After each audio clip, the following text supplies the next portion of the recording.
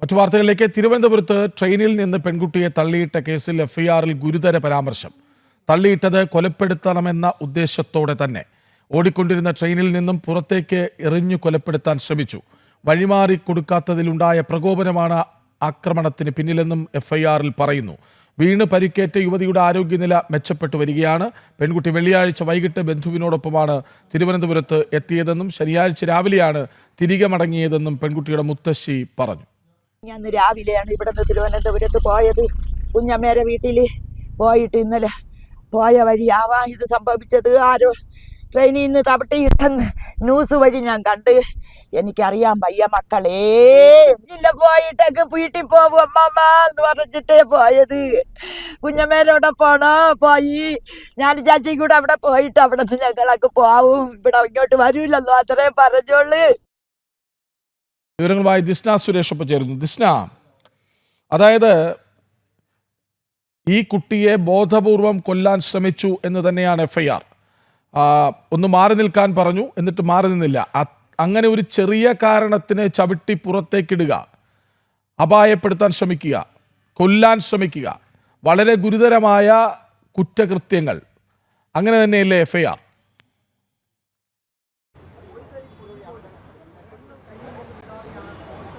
തീർച്ചയായും കൃഷ്ണരാജ്, എഫ്ഐആറിൻ്റെ കോപ്പിയാണ് ഇപ്പോൾ നമുക്ക് ലഭിച്ചിരിക്കുന്നത്. അതിൽ ഗുരുതര പരാമർശം തന്നെയാണ് രേഖപ്പെടുത്തിയിരിക്കുന്നത്. അതായത് തള്ളിയിട്ട് കൊലപ്പെടുത്തണം എന്ന ഉദ്ദേശത്തോടു കൂടിയാണ് ഈ പ്രതി ഈ കുറ്റകൃത്യം ചെയ്തത് എന്ന് തന്നെയാണ് എഫ്ഐആറിൽ പരാമർശിക്കുന്നത്.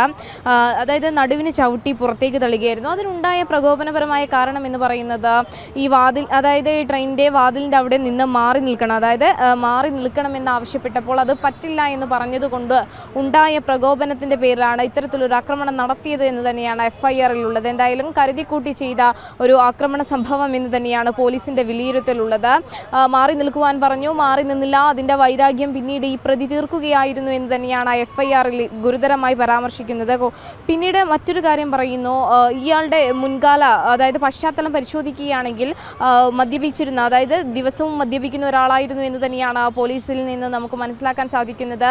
പെയിന്റിംഗ് തൊഴിലാളിയാണ്. ഈ പെയിന്റിങ്ങിന്റെ ആവശ്യത്തിന് വേണ്ടിയാണ് മറ്റു തൊഴിലാളികൾക്കൊപ്പം യാത്ര ചെയ്യുകയായിരുന്നു എന്ന് തന്നെയാണ് നമുക്ക് അറിയാൻ സാധിക്കുന്നത്. ആക്രമണ സമയത്ത് കൂടെ ഉണ്ടായിരുന്ന തൊഴിലാളികൾ ഉറങ്ങുകയായിരുന്നു എന്ന് നമുക്ക് മനസ്സിലാക്കാൻ സാധിക്കുന്നുണ്ട് കൃഷ്ണരാജ്. അതോടൊപ്പം തന്നെ ഏറ്റവും എടുത്തു പറയേണ്ടത് ഇത്തരത്തിലൊരു വൈരാഗ്യം, അതായത് ഈ ട്രെയിനിൽ നിന്ന് ഈ വാതിലിൻ്റെ അവിടെ നിന്ന് മാറി നിൽക്കാൻ പറഞ്ഞ് അത് കേൾക്കാതെയാണ് ഇത്തരത്തിലൊരു ആക്രമണം നടത്തിയത് എന്ന് ആദ്യം മൊഴി നൽകിയിരുന്നു. എന്നാൽ പിന്നീട് നമുക്ക് മനസ്സിലാക്കാൻ സാധിക്കുന്നത് ഇയാളുടെ മൊഴികളിൽ കൃത്യമായ വൈരുദ്ധ്യങ്ങളുണ്ട്. അതായത് ആദ്യഘട്ടത്തിൽ ഇന്നലെയൊക്കെ തന്നെയും താൻ ഇത്തരത്തിലൊരു ആക്രമണം നടത്തിയില്ല എന്നതായിരുന്നു മൊഴി നൽകിയത്. സഹയാത്രികയ്ക്ക് മാനസികമായ വിഭ്രാന്തി ഉണ്ട് എന്നുൾപ്പെടെയുള്ള കാര്യങ്ങൾ ഇയാൾ പറഞ്ഞു വയ്ക്കുന്നുണ്ടായിരുന്നു. പക്ഷേ ഇന്ന് രാവിലെ പുലർച്ചയോടുകൂടി ഇത്തരത്തിൽ മൊഴി മാറ്റി താൻ ഇത്തരത്തിലൊരു കുറ്റസമ്മതം നടത്തി, അല്ലെങ്കിൽ കുറ്റം ചെയ്തിരുന്നു എന്ന കുറ്റസമ്മതം നടത്തുകയായിരുന്നു. എന്നാൽ എന്തുകൊണ്ടാണ്, എന്തിനു വേണ്ടിയാണ് എന്നതിനെ സംബന്ധിച്ചൊക്കെ ഒരു അവ്യക്തത തുടരുന്ന പശ്ചാത്തലമുണ്ട്. പക്ഷേ എഫ്ഐആറിൻ്റെ കോപ്പിയാണ് ഇപ്പോൾ പുറത്തു വന്നിരിക്കുന്നത്. ആ കോപ്പിയിൽ വളരെ കൃത്യമായി പറയുന്നു, അതായത് ഇത്തരത്തിലൊരു വൈരാഗ്യം മുൻനിർത്തിക്കൊണ്ട് തന്നെ ഈ പെൺകുട്ടിയെ പുറത്തേക്ക് തള്ളിയിടുകയായിരുന്നു എന്ന് തന്നെയാണ് ഈ എഫ്ഐആറിൽ പറയുന്നത് കൃഷ്ണരാജ്. ശരി. തിരുവനന്തപുരത്ത് വർക്കലയിൽ ട്രെയിനിൽ നിന്ന് പെൺകുട്ടിയെ തള്ളിയിട്ട കേസിൽ എഫ്ഐആറിൽ ഗുരുതര പരാമർശങ്ങൾ. തള്ളിയിട്ടത് കൊലപ്പെടുത്തണമെന്ന ഉദ്ദേശത്തോടെ പുറത്തേക്കെറിഞ്ഞു കൊലപ്പെടുത്താൻ ശ്രമിച്ചു.